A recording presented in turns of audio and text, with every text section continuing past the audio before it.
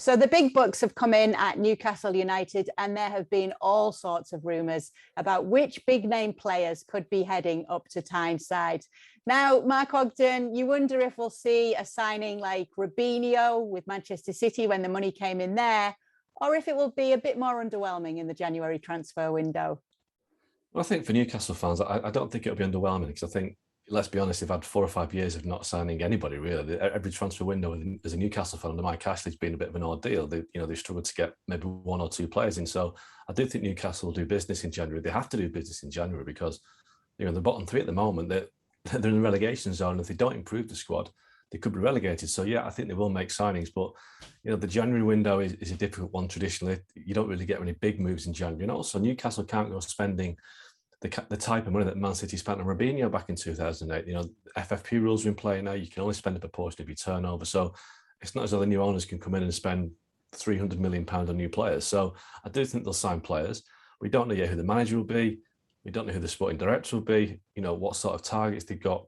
But what I do know is that they will sign players, but I think it'll be players that will probably be the guys that will do a job. The players that will come in and get them out of the relegation fight. That's if Newcastle are sensible. If Newcastle are not sensible and they decide to throw money at it and buy players that they think will attract, more season ticket holders, whatever, then they could be in trouble, because I think what they need are players that know the Premier League. They don't need superstars right now. They need players to get them out of the situation they're in.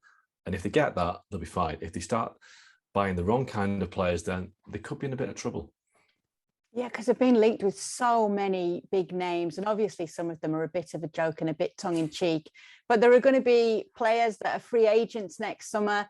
Do you feel that they do need at least one big name, though, that will get the fans even more excited? I'm not sure.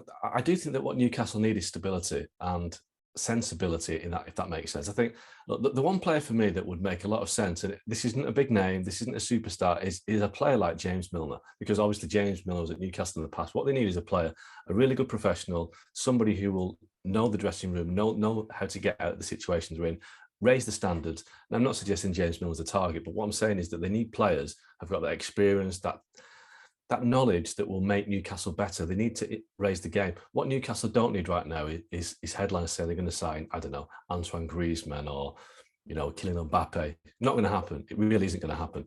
Maybe in 3 or 4 years' time when Newcastle are potentially in Europe, but right now they're a team in a relegation battle, and no player that has got any kind of ambitions to win things, I don't think, will go to Newcastle in January, because let's be honest, they're not going to qualify for Europe this season. So if you're a big name player, you're potentially facing 1, 2, 3 seasons out of the Champions League, out of Europa League. So the bigger name players are going to wait until Newcastle are an interesting proposition. Maybe like Man City, they took 2 or 3 windows to get the big players they wanted. In the meantime, they had to sign players like Gareth Barry, Shay Given, Craig Bellamy, players that took them on a journey to a certain destination, but didn't take them to the final destination. That's what Newcastle need. Players that know the Premier League that will make them better. You mentioned the manager earlier on, Mark. That's going to be an important appointment, isn't it? And they've got to make sure they get it right.